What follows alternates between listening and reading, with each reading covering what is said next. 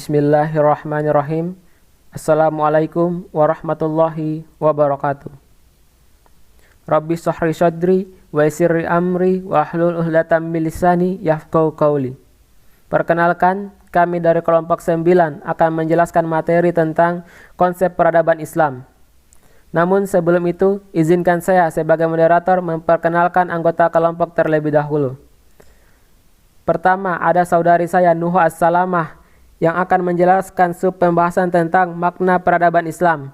Kedua, ada saudari saya Jihan Fadilah yang akan menjelaskan sub pembahasan karakter peradaban Islam.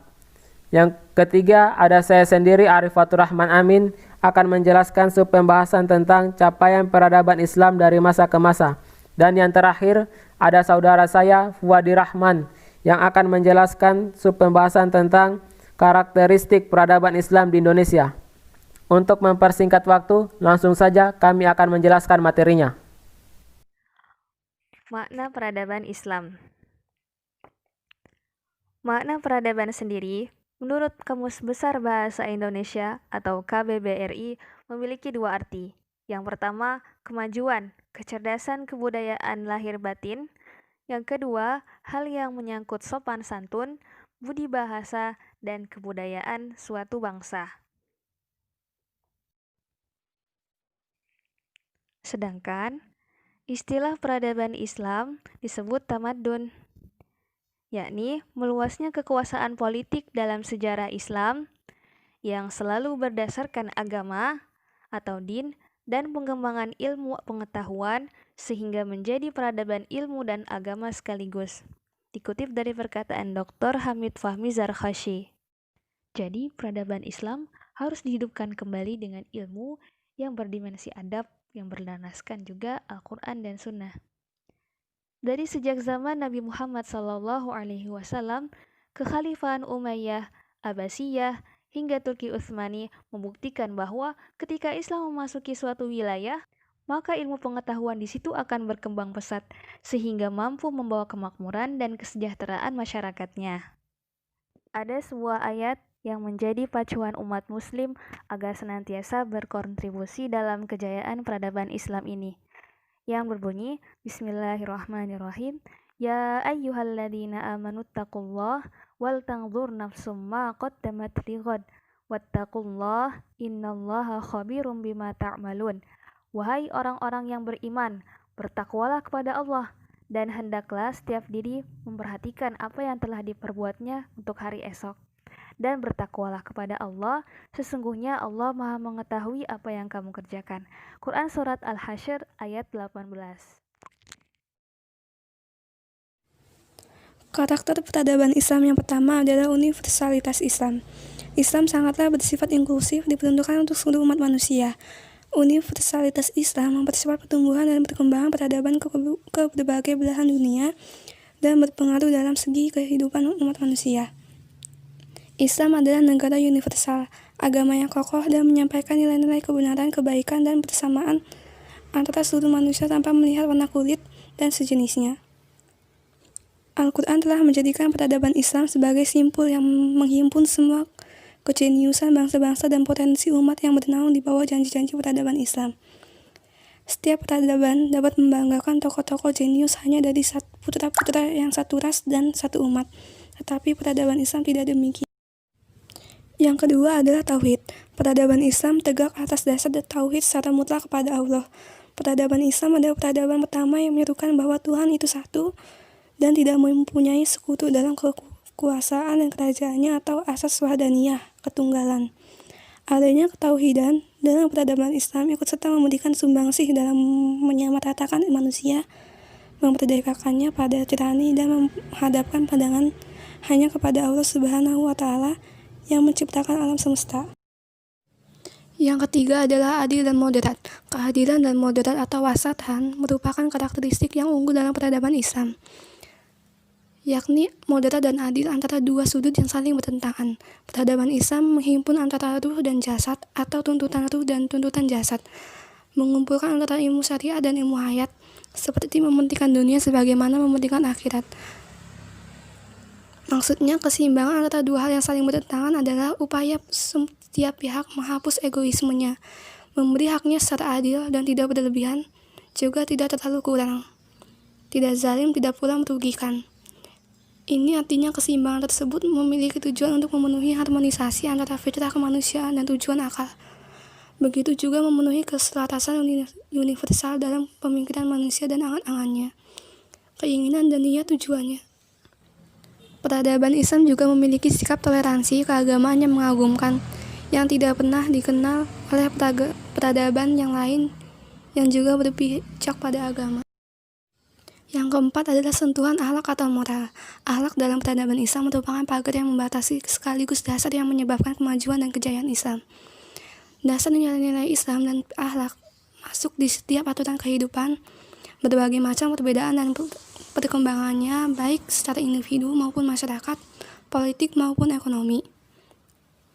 Peradaban Islam menjadikan tempat pertama bagi prinsip-prinsip moral atau akhlak dalam setiap sistem dan berbagai bidang kegiatannya. Peradaban Islam tidak pernah lepas dari prinsip-prinsip moral ini. Bahkan moral menjadi ciri khas peradaban Islam. Peradaban Islam sangat bertolak belakang dengan peradaban Barat saat ini yang gencar mengekspos seks bebas, hedonis, dekadensi moral, lesbianisme, dan homoseksual. Baik, saya Arif Fatur Rahman Amin akan menjelaskan capaian peradaban Islam dari masa ke masa. Masa yang pertama tentu saja adalah masa Nabi Muhammad SAW. Nabi Muhammad SAW bersabda, "Innama bu'istu utammima makarimal akhlak," yang artinya, sesungguhnya aku diutus hanya untuk menyempurnakan kesalihan akhlak.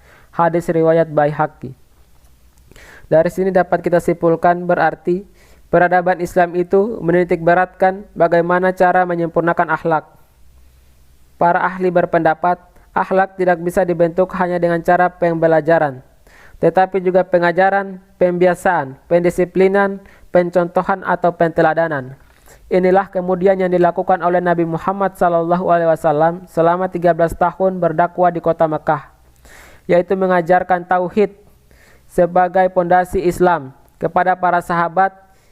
Hasil dari pembelajaran tauhid ini dapat dilihat pada zaman para sahabat, yaitu dengan dikuasainya 2/3 bumi oleh umat Islam.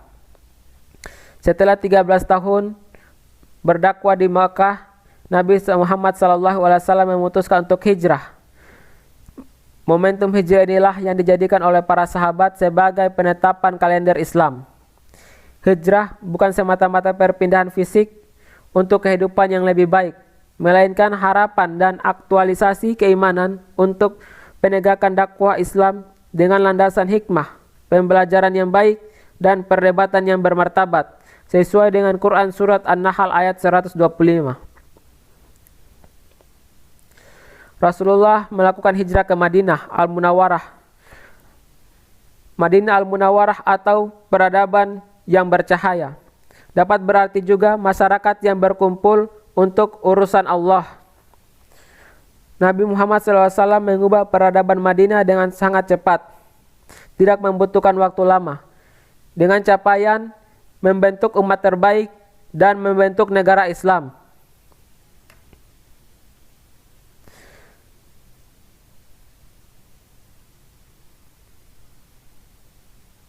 Masa yang berikutnya adalah masa Khalifah Ar-Rasyidin. Khalifah atau khali adalah wakil, pengganti, atau penguasa. Rasyidin atau Rasyidun berasal dari atau rasyadah adalah cerdas, jujur, amanah.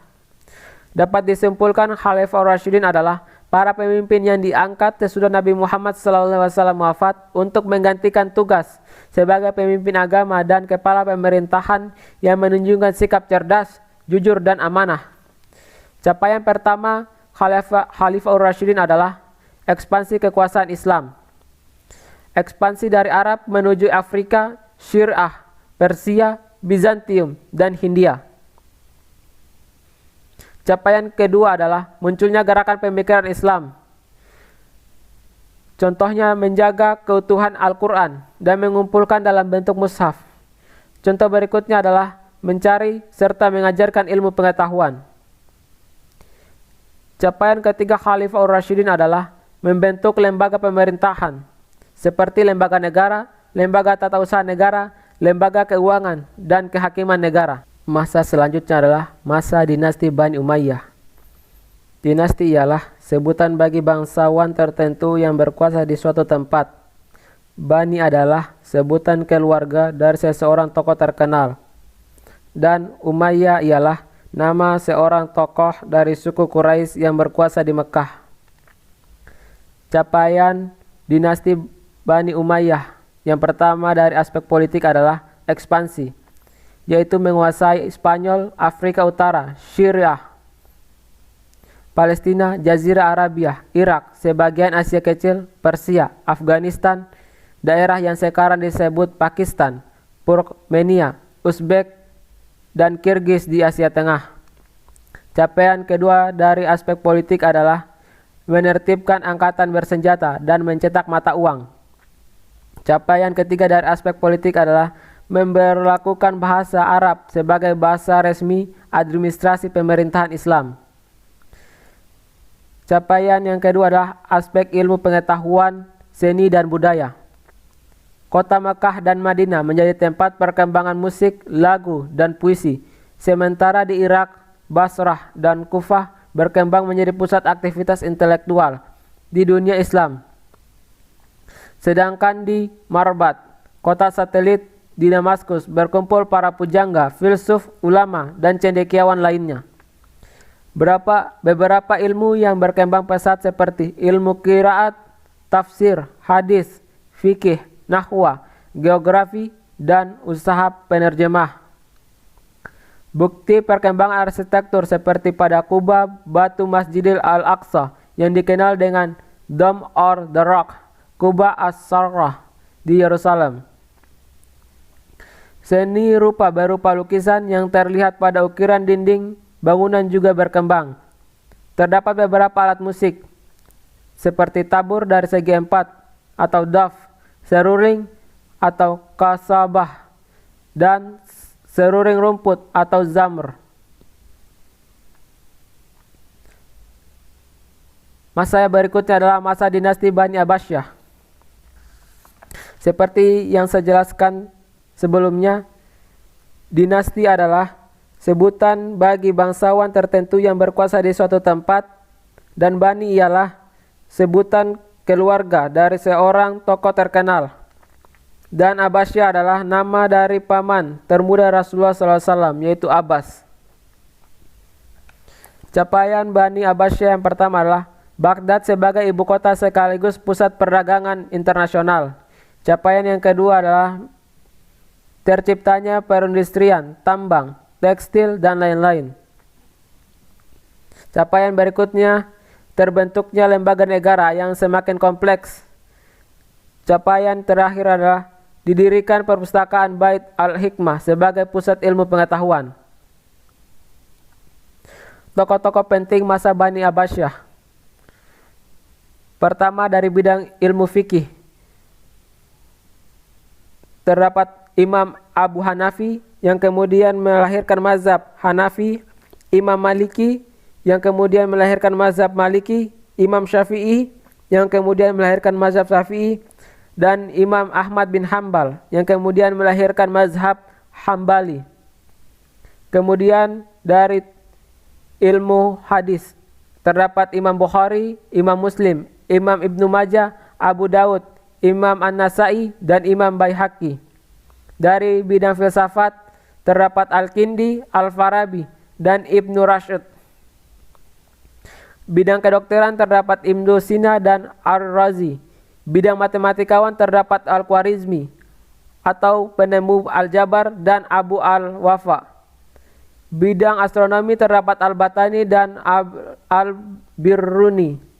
Dan bidang yang terakhir, bidang tasawuf, terdapat Al-Ghazali. Masa berikutnya adalah masa Daulah Utsmani.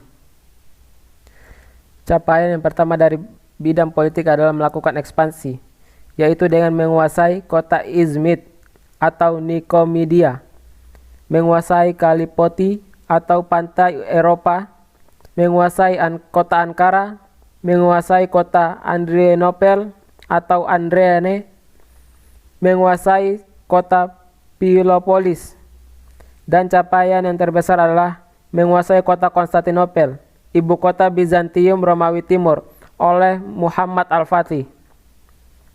Ekspansi kedua dilakukan oleh Sulaiman Al-Qununi dengan menguasai Asia Kecil, Armenia, Irak, Syria, Yaman di Asia, Mesir, Libya, Tunisia, Aljazair, Bulgaria, Yunani, Yugoslavia, Albania, Hongaria, dan Romania. Dengan begini dapat disimpulkan Daulah Utsmani menguasai 3 benua, yaitu benua Eropa, Asia, dan Afrika. Capaian kedua dari bidang politik adalah mengganti sistem pemerintahan dari monarki, yaitu kerajaan, menjadi konstitusional yang berlandaskan undang-undang yang dirintis oleh Sulaiman Al-Qununi. Capaian berikutnya adalah bidang militer, yaitu melakukan perombakan militer dengan membentuk pasukan Jerisani dan Taujiyah, yaitu pasukan darat dan pasukan laut. Kemudian merekrut orang-orang Turki menjadi prajurit. Orang-orang Turki adalah orang-orang kuat dan yang ditakuti pada saat itu, yang berasal dari luar Daulah Utsmani. Kemudian capaian kedua dari bidang militer adalah ditemukan meriam oleh insinyur Hongaria. Capaian berikutnya dari bidang ekonomi adalah yang pertama, Laut Hitam sebagai jalur perdagangan strategis. Dan yang kedua, meningkatkan produksi. Mesir sebagai produksi kain, sutra dan katun. Anatoli sebagai memproduksi bahan-bahan tekstil. Syirah memproduksi beras, sayur, terigu, dan gula. Kemudian bidang ilmu dan budaya. Yang pertama, etika dan tata krama kerajaan. Dan yang kedua, Masjid Jami Sultan Muhammad Al-Fatih. Pada masa Daulah Utsmani, mereka lebih fokus pada bidang militer, sehingga ilmu pengetahuan tidak terlalu menonjol. Ya. Assalamualaikum warahmatullahi wabarakatuh. Perkenalkan, nama saya Fuadi Rahman. Saya di sini akan menjelaskan tentang materi karakteristik peradaban Islam di Indonesia. Apa aja sih karakteristiknya? Di sini ada 4 ya. Yang pertama itu ada tasamuh, yang kedua tasawuf, yang ketiga tawazun, yang keempat ta'adul. Jadi ada 4 nih karakteristik peradaban Islam di Indonesia. Nanti kita akan bahas satu-satu. Ya, yang pertama itu ada tasamuh. Tasamuh dalam istilahnya dapat diartikan sebagai sikap toleran. Islam Nusantara mengedepankan sikap yang toleran terhadap ragam budaya atau kebudayaan yang ada di Nusantara. Dengan diterapkan sikap toleran ini, muslimin muslimat Nusantara akan menciptakan Islam yang politis dan dinamis. Jadi Islam itu sangat toleran nih dengan budaya lokal. Seperti pada dulu Wali Songo itu menyebarkan agama Islam dengan pendekatan budaya seperti wayang. Dan ini bangunan-bangunan masjidnya juga ada unsur-unsur Hindunya. Wayang juga dari Hinduan. Karena Wali Songo tahu orang Indonesia tuh suka didongengin. Jadi pendekatannya dengan wayang inilah. Jadi itu. Nah, yang kedua ada tasawuf atau moderat. Nah, tasawuf yaitu merupakan sikap seseorang yang moderat atau berada di tengah-tengah, tidak terlalu bebas, juga tidak keras dalam berprinsip, sehingga sikap ini yang mudah diterima oleh seluruh lapisan yang ada pada masyarakat. Maksudnya tuh hal tersebut tidak terlalu ekstrim gitu. Jika kita hidup di dalam lapisan masyarakat, kita dapat hidup di tengah-tengah tanpa membandingkan dan juga memiliki sikap toleran. Tidak mudah mengkafirkan orang lain jika terjadi ketidaksamaan dalam berpendapat, serta bisa memposisikan diri di tengah masyarakat. Nah, itu contohnya kayak gini nih. Jadi bisa pencamra, bisa bergotong royong gitu, walaupun berbeda-beda. Nah, yang ketiga ada sikap tawazun nih karakteristiknya. Apa sih itu tawazun? Jadi, tawazun itu adalah sikap yang dapat menyeimbangkan diri seseorang pada saat memilih sesuatu sesuai kebutuhan, tanpa condong atau berat sebelah terhadap suatu hal tersebut. Allah itu menciptakan manusia dalam keadaan fitrah, yakni sudah memiliki tauhid sejak lahir.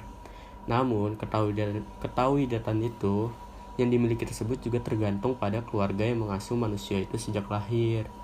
Nah, ada 3 potensi nih ya. Dalam sikap tawazun ini ada al-jasad, ar-ruh, dan akal. Jasad itu apa? Maksudnya jasad itu raga, merupakan suatu amanah dari Allah kepada manusia untuk dijaga dan dirawat sebaik mungkin. Gitu, dengan kita makan, minum, olahraga itu salah satu sikap yang menjaga raga kita gitu, supaya raga kita tetap sehat gitu. Yang kedua ada aruh atau rohani. Rohani atau yang biasa kita kenal dengan jiwa juga merupakan suatu amanah nih dari Allah yang harus kita jaga, yakni dengan cara zikrullah atau mengingat Allah. Dengan mengingat Allah, maka hati atau ruh manusia akan merasa tenang dan memiliki suatu semangat untuk melanjutkan perjalanan hidup gitu. Nah, yang ketiga ada akal. Nah, ini nih, akal merupakan suatu keistimewaan yang dimiliki manusia yang diberi oleh Allah Subhanahu wa taala. Akal adalah sesuatu yang membedakan nih manusia daripada makhluk Allah lainnya gitu. Nah, yang terakhir itu ada ta'adul.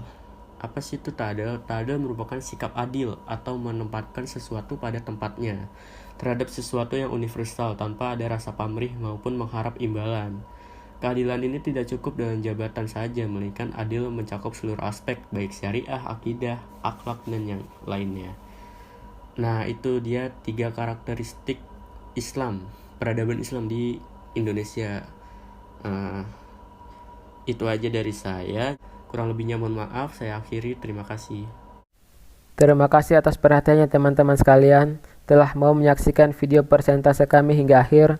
Sebelum saya tutup dan dilanjutkan dengan sesi tanya jawab, seorang penuntut ilmu sejati pernah berkata, jika kau tak sanggup menahan lelahnya belajar, maka kau harus sanggup menahan perihnya kebodohan. Imam Syafi'i. Allahumma fiq ila aqwamit thoriq. Wassalamualaikum warahmatullahi wabarakatuh.